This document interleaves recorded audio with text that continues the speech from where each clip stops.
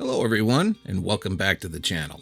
In this episode, I have a student coming all the way from Ontario, Canada, and she's about to show us that it's never too late to learn. Just because you're in your 60s, 70s, or 80s doesn't mean you're down for the count. Did you know that it's well documented that engaging in creative art can be positive for your well-being? Studies show that art can reduce stress and affect the brain's function. This should be interesting. My name's Jeff Mohr. I'm the Northwoods Carver, and thanks for seeing what I saw. Hey everybody, I'm on my way to the Madison airport to pick up a student. I guess it's kind of interesting. My wife and I were talking about it this morning, and I thought, man, there's been a lot of women carvers coming into the game at much later stage in life. They've been coming into the game at about, in their 60s. Yeah, crazy. It's crazy. But it seems like the last, 5 or 6 have been in their 60s. And I have this person I'm coming to get, which you'll meet shortly. And then I have Dusty Kosmak from Texas. She'll be coming, I think in next month. And she's in her 60s as well, and she's doing a great job. So it's never too late, ladies and gentlemen. Never too late to learn something new. Teach an old dog new tricks, whatever that means. And it takes an old dog to teach an old dog, I think. They accept the information a little better than if they're trying to learn it from a teenager or something. You know, when you come here from wherever you're coming on, if you're flying in, Madison is the Madison airport is very, it's not very big. And it's very clean, and it's very easy to navigate. You don't have to wonder if you're going to make your plane because the airport's 2 miles long. It's not like that. I mean, I've even flown out of it, and it's pretty nice, man. I don't know. It's one of the nicer airports I've been in. It's just pretty straightforward, and a lot of times people, They don't mention it, when they're flying, but it's just because there's nothing to mention. They didn't get hung up. I don't know, unless you're used to a big airport where you've got to run. So anyway, we've had some really great carvers here. Friends, they're not our friends, and I always say when I first meet people, it's a handshake. When they leave, it's a hug. Oh, hey everyone. Jeff Mohr here from the Mojo Dojo in Oxford, Wisconsin, out in the windy plains of Oxford. Listen, I got somebody here that comes all the way from Peterborough, Ontario. Her name is Jennifer Chamberlain.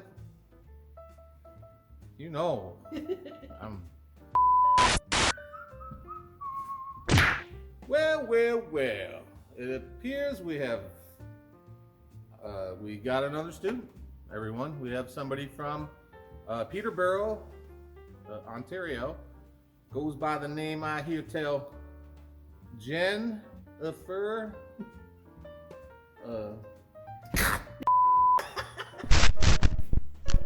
Welcome back, everyone, to another exciting and titillating. Hey everyone, welcome back to another exciting episode of whatever this is. And we have got another, as you can tell from the beginning of the video, we have a carver comes from Peterborough, Ontario, by the name of Jennifer Chamberlain. And she is 62? 62. Come on in here. 60! 60! Bam! In your face. And Jennifer wants to be a chainsaw carver. How many pieces have you done? Probably about 10, maybe, total. Okay. Not bad for a few years. It took you a few years.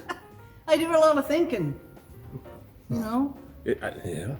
Yeah, I'm not gonna say it's a anything. lot of thinking. I'm not gonna do anything. I'm not gonna say anything. What I'm gonna say is welcome to the dojo. Thank you. And your motto, do you have a motto? Doesn't leave my shop until I like it. And how many have you done? And How many are still in the shop? 3. Wow. They Boy, keep getting smaller. They start out really big. maybe painting is a better option. I don't know. No, I tried that. Oh, I didn't shit. like the painting. All right. Well, anyway, she's here to learn a few things. Have you what kind of stuff do you think you would like to learn? The bears. Bears. Bears. Everybody likes a bear. Okay, but first we gotta get through all the little Yes. stuff, like maintenance Yes. on your equipment. What to listen for, what to look for, what it feels like. And also we need to deal with shadow, light, which is very, very important because without it, everything just kind of falls flat. And that sucks. So we don't want to suck, we want to be good. Yeah. So we're going to try to be good. Being 60 plus years old is not a detriment. Because I'm 60. She's 60. Okay. That's a lot. Maybe we should have you back up and do the kick. I don't know. Oh, okay. Okay. No, that Come I from was out here? I was just kidding. No.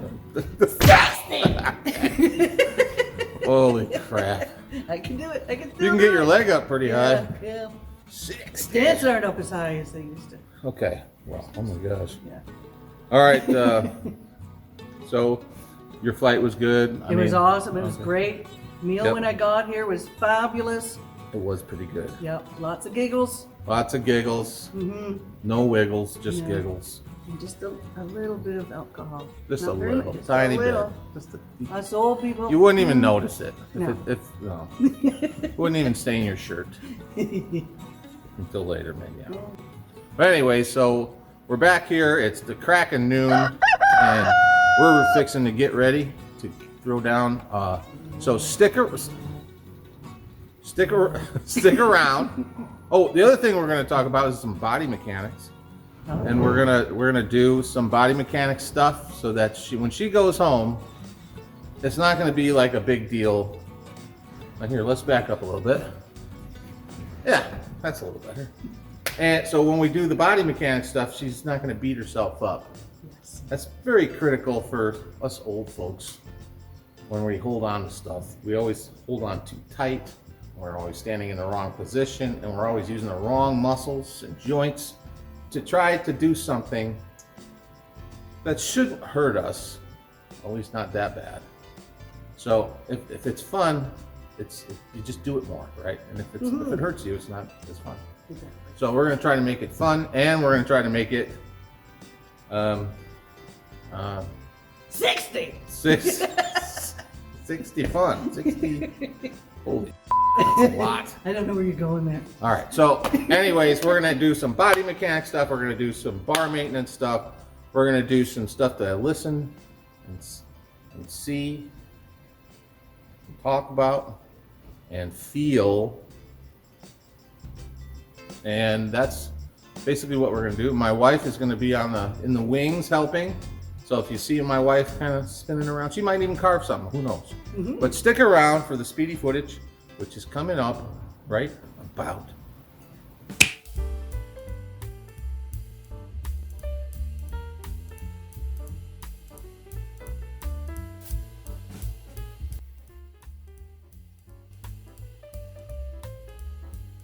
Well, we're to the body mechanics and ninja board section of the video, and we're going to be doing it on old Uncle Ninja board. You want to come on in? There she is. Okay, maybe we should back up so they can see you. Maybe you should just keep backing up. inside? Keep going. Is this better? That's perfect right there. We're gonna discuss body mechanics and light and shadow. Sort of like the unsung hero of artwork is the manipulation of shadow and light. So we will see what Jen saws.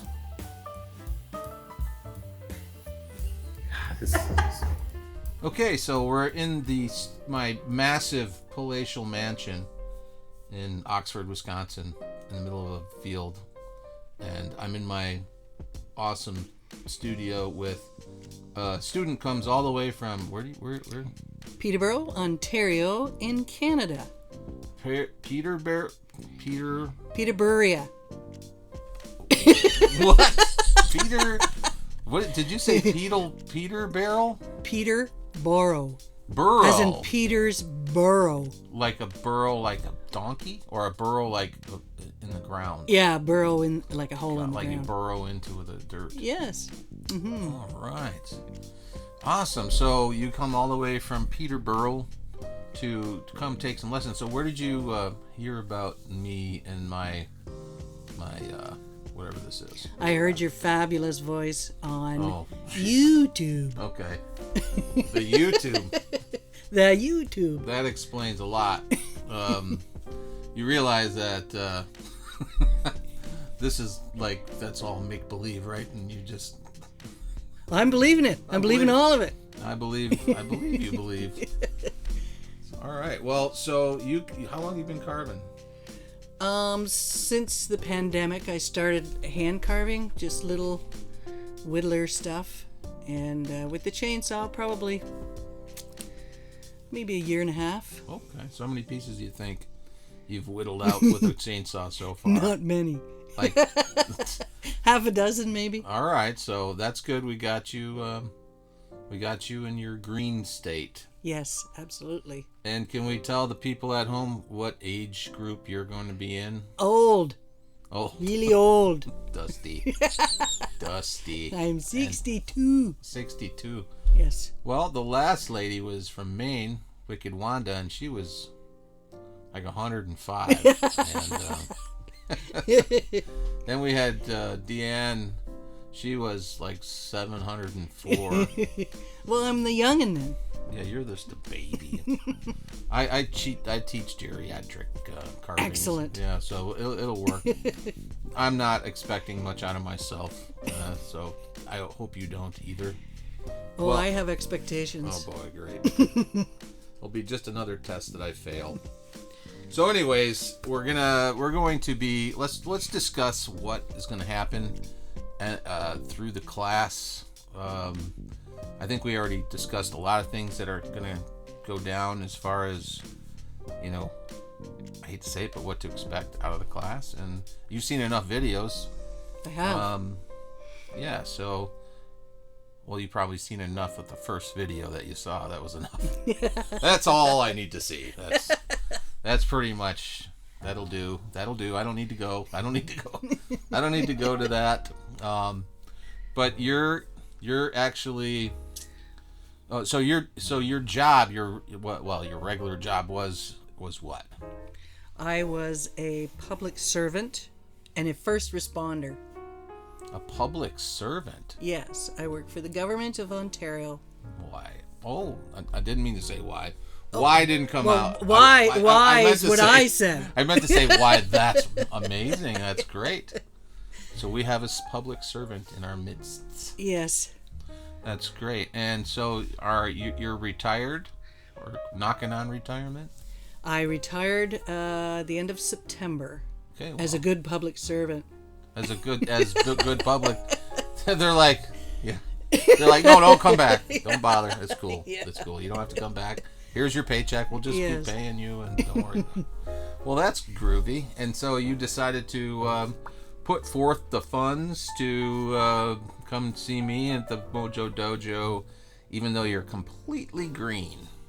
Yes, I think that's probably the best place to start. Yeah. Well, yeah, I suppose it would be. I mean, it does take a lot of the guesswork out, and I'll probably shave quite a few years off of your learning curve, but you might leave here. I don't have a long time, so I gotta. Yeah. Well, hurry up, buddy. Will you? Come on, let's do this. Let's get something to eat and go to work. Yeah. So I mean, so I picked you up at the airport at what time was it? 10 after 10 this morning. Yes. Tell everyone what time you had to get up to fly here. I got up at around 2:30. Not in the afternoon, folks. She's not a No. rock star. No, 2:30 in the morning. Had to be at the airport at 3:30 In the morning. in the morning, and then the plane took off at 7 In the morning. in the morning. Was this- Everybody was very quiet on the plane. That's because they haven't had their freaking coffee. Yeah. They're Yes. they're contemplating their life choices at Yeah. this point. And Tim Hortons was closed on the way. I was quite upset about that. Well, it's a business. It's a regular business. They're Yeah, not but going they have 24-hour ones. They're not going to be open like for vampires. Oh my Well, gosh. for Canadian vampires, Canadian they usually red are. eyes. Gee, many Christmas. So is that considered? Well, that's not considered a red eye flight, is it? No. No, because you got up. Well, you weren't in the air at the wee hours. You were getting up at the wee hours. Yes, because I live so far away from the airport. Oh, how long of a drive? Oh, an hour and a half. Oh, that's not too bad. But then, because I was coming to America, had to be there 3 hours You have early. to say that with an accent. America. Yeah, America. And there was just enough time to check through because Toronto's a horrible airport. Is it? Yes. Really? What's so bad about it? Well, everybody's in the same lineup. Mm. So it's a very long line. Like and the usual suspect type lineup? yes, everybody checks in together in the mornings. Oh. So it doesn't matter what flight you're on, you're all checking in the same place. So it's very busy. And then TSA is probably checking all the backs of all the milk cartons to make sure that... Yes, that's what happens next. And then you have The to milk walk carton about check. 3 miles to get to your gate. Oh, It's very fun. wow. Well, so this is why I have such respect for the people that come here, because they're doing things that I would never do to come see me. I don't even like to see myself in the mirror when I get up and go to the bathroom. So, I didn't say I looked in the mirror. oh, well. Well, you had to look in the mirror at some point and say, what am I doing to myself? Yeah, I probably did that. All right, so we're gonna start off in the morning. I think tonight we're just gonna chill out, and in the morning, and during this video, you'll see us be learning stuff. We're gonna be learning about bar and chain combinations and how to maintenance all your stuff that you're gonna be purchasing, and well, I'm gonna teach you how to do things, and then we're going to do some light and shadow manipulation, and we're going to maybe even carve something. Cool. So stick around for this, and stick around, see how she does. Jennifer is a good sport, and she's a lot of laughs, so I'm sure by the end of this video, you'll be so captivated, you'll think about moving to, where is it you live? Peterborough. Peterborough,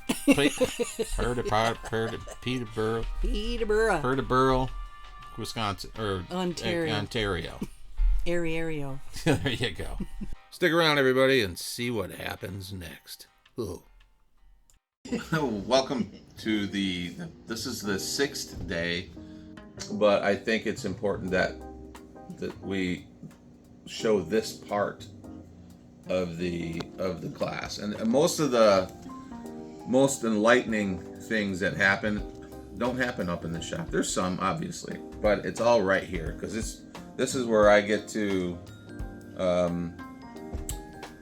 dissect, what I need to dissect, to see what I'm working with. Also, to help the student, in this case it's Jennifer, to understand the journey a little better and take a manifest of all the stuff that's in her life that has affected her in a certain way, and then so that she can get a running start and not have to worry about tripping and falling on her face, and then wondering if this is really meant to be, or why am I doing this? And then we've already got the fundamentals, her milestones all laid out, and what got her right to this. She's doing this like a therapeutic thing, like most people do. I mean, art is therapeutic, so. But it's important that she knows where she stands and where she's going. Yes. Yeah. But yeah, so there's definitely, like, this is the sweet spot in this room. Mm-hmm. You will develop the confidence to go up there and not be defeated by it. Yes. Because it will confuse you. Because there is it's like you're like somebody that somehow they have a surgical procedure that they can function, that they can move this hand now. They're knocking everything over. They're they can't. There's great metaphor. Yeah, they're just trying to reach out and grab a glass without smashing it or knocking it over. Now they got to try to drink, and the whole of their hand is like this. It's like, okay, I got the grasping part pretty good, and the thing's just spilling all over, and they're still happy. And now they got to try to drink this thing. And that's exactly what it looks like to me up there. Mm-hmm. It's like they got this brand new shiny toy, and they're not sure exactly what to do with it. So that's why we do body mechanics and the ninja boards and the shadow and light. So it kind of gives them a little, before they carve anything, it's sort of like doing blind bailing in archery or blank bailing, where you're just getting used to pulling the bow back, anchoring, and you're closing your eye. You're this far away from the target, so you're not missing it. And then it's just an execution of, and that's what this is. This is all your execution, right? So we got to get her used to that, and then we start carving. So she's not. Yes. Sorry, honey. Mm-hmm. The building blocks. The building blocks. The Legos. Yes. The Legos of carving. So, anyway, so that is why we spend so much time here. And other than that, stick around for the next portion, because we're going to be doing some more drawing this morning, and then we're doing bears. So she's going to have to suffer through a few more drawings before we head up to the shop and carve some bears. Oh! Okay, everyone, so we are going to switch over to bear carving. As you can see, Jennifer has carved a bevy of gnomes for no apparent reason.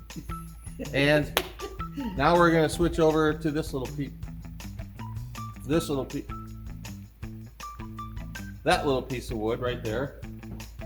It's got a lot of character, and some wood has character, some doesn't. And if you find one like this one that has some pretty cool character, well, it's advantageous to use the character to sell the piece, not so much your wood carving. I mean, you're going to sell it because it's carved, but a lot of times you don't need to over carve something. A lot of times it's best just to get out of its way, get out of the natural beauty of the knots at the bottom.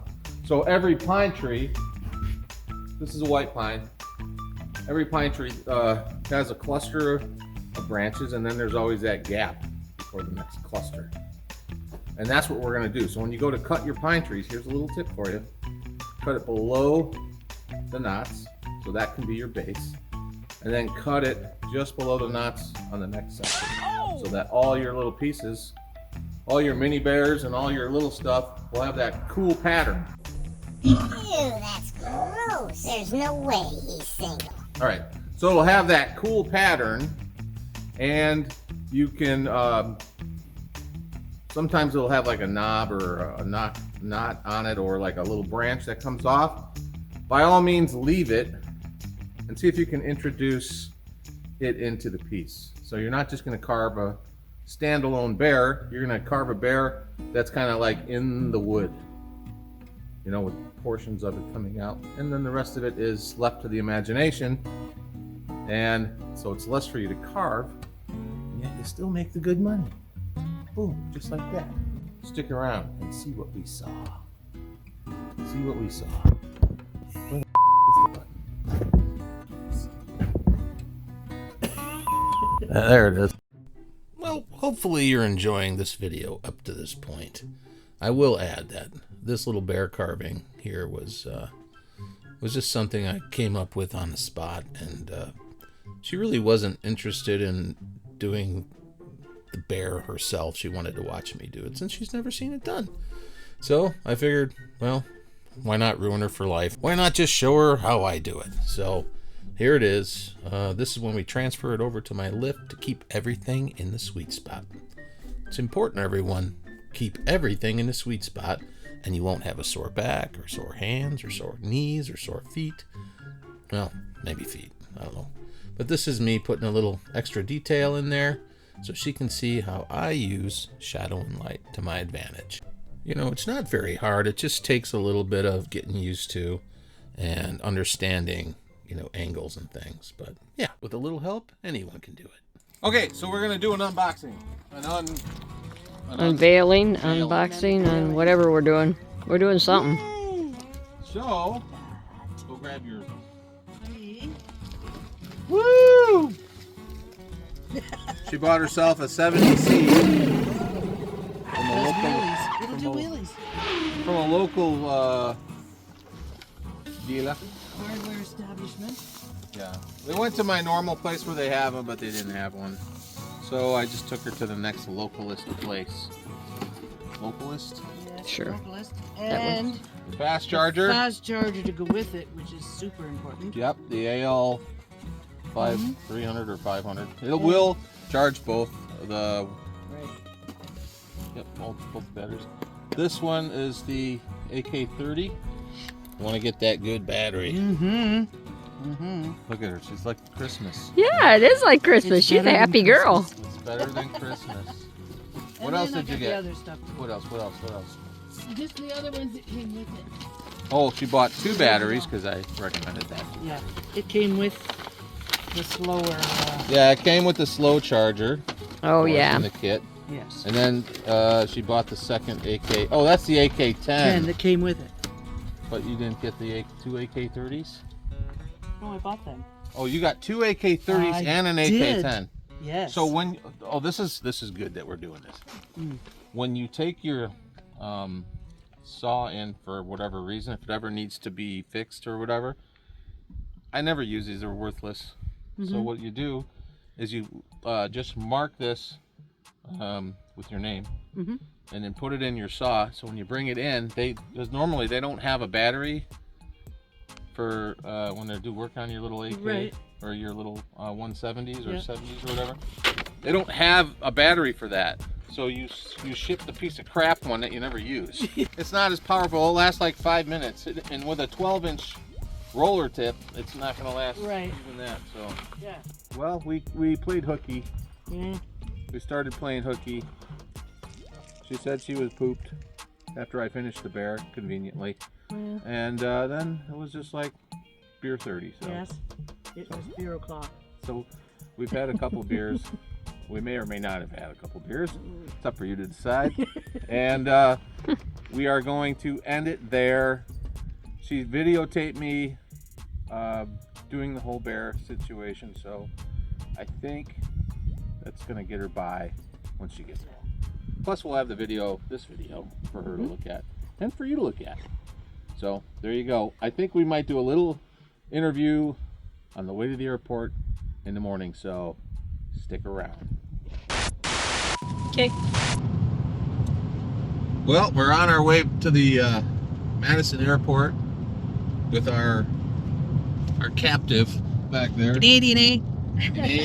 Our Canadian student, and we're sitting here talking about all this stuff, and I'm thinking, you know what? We should probably turn the camera on. Maybe shoot a few scenes with, us jibber jabbering. So yeah, we were just talking about some of the stuff that she picked up, and maybe we can rehash that a little bit.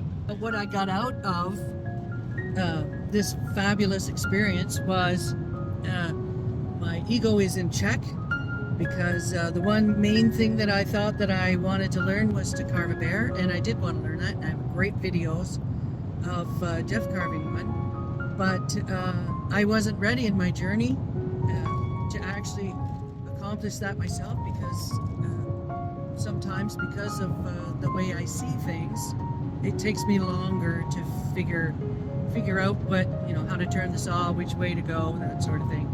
And I've always, I have no doubt in my mind that when I go home, I'll have the time and the space and the energy to get to the bear. But at this point in time, I just wasn't ready to execute that. And I'm totally okay with that, because I got so much more out of the class, I guess theory-wise, that I can take forward with me, that is gonna put me in the right place when it's time. And so yeah, my gnomes are getting, they're getting way better, and I'm quite happy. Yeah, so we had every carver that comes in is going to have a different skill level, and you're just really green yet. And so, but the good news was I was pleasantly surprised. She's very strong, so she's able to whip the saws around pretty good. She didn't really get fatigued, and she could start the saws. A lot of ladies, Bonus. Yeah, bonus. A lot of ladies come in and they struggle with it, but it's just a technique, and they have to just do it for a while, but they'll get it. She didn't have any problem with it at all, and the starting sequence was a little tricky for her, because she realized finally that there's a choke on the side there. And you have to, Yeah, your saws are a little bit different than yeah, the 194 definitely Yes. is, yeah.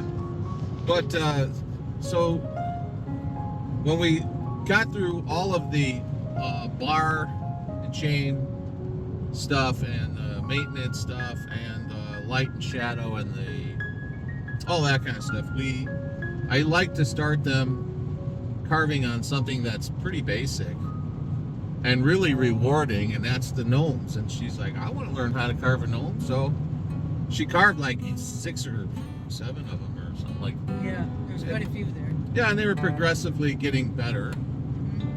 But by the time the final day came, I carved the bear. I thought she was going to carve too, but we went in for a bite to eat, and she's like, "Yep, I'm done." And so it's. My brain can only hold so much. Yeah, right? She was smart enough to grab the phone and just kind of like video me. Yes. Carving. She's kind of like right there, so she can take notes, mental notes, and she can rewind this little video over and over again Yes. in real time, not just like fast footage. I mean, you can watch a bunch of my videos where I'm doing it, but it's all fast footage. And so she has that to take home with her.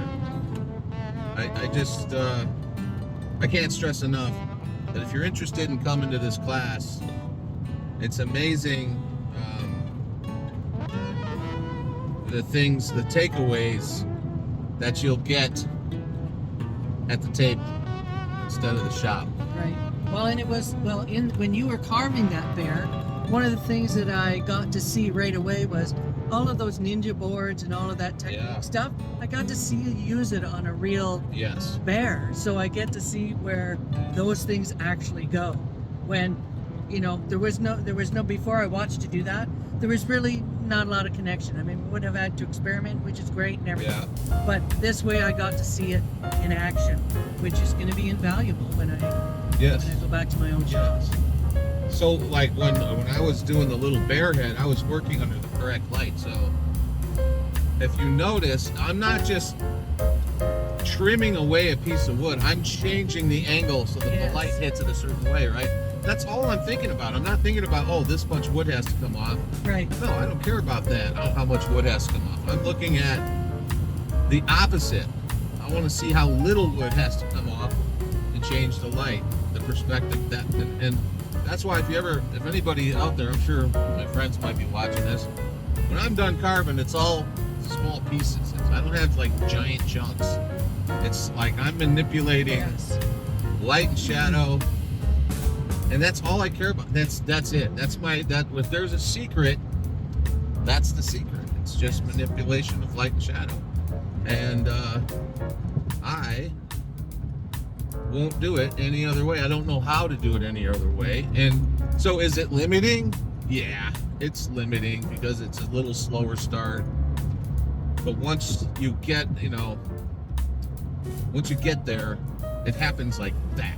Well, and you have a better product at the end. It's way more thoughtful than just lopping off a couple of, here and there, Oh yeah. and which I would never be capable of doing. But one of the other things I found that's going to be invaluable when I go home is all the things that you build to make life in the shop easier. So there's lots of stuff that we went over, and we went over a lot of personal things. We went over, as far as your business aspect, we went over a little bit of marketing stuff, like what you could make and, how you're going to represent yourself when you get back and Yes. when you go sell some stuff. What's going to sell in my area? Yeah, and what to, potentially price things out as, and she kind of gave me her story, as far as, kind of stuff that she has sold, and she has a friend that owns a business, so that's key. Not too many people have those. Right. Where they have a friend, like they're a carver getting into the business, and they have a friend that owns a store that they can sell, like a boutique or some sort of rustic store that's going to sell their stuff for them, and they're going to keep their best interests in mind. So that's very, very, very advantageous. What's the name of that place? It is called Reclaimed Garden Company in Youngs Point, Ontario, Canada. And it's run by a fabulous woman named Jackie Briggs, who's been a good friend of mine for many years, and she's helped me out quite a bit. So that's kudos to her. Thanks so much. There you go. There's a plug. So you're the only one in that part of Canada that probably seeing this video right now. So. Unless you share it to her directly. I will be sharing it to the business. So yes. Well, there you have it, everybody. Thanks to Just Jen from Peterborough, Ontario, for coming all the way down here and sharing her story with me and allowing me into that sanctuary, the sacred sanctuary that we all have, and to allow me to help. That's my privilege. So thanks again for that. And don't forget to like and subscribe, everyone, and smash the notification bell so you too can be aware of whenever I make one of these videos. And I'll see you on the next one.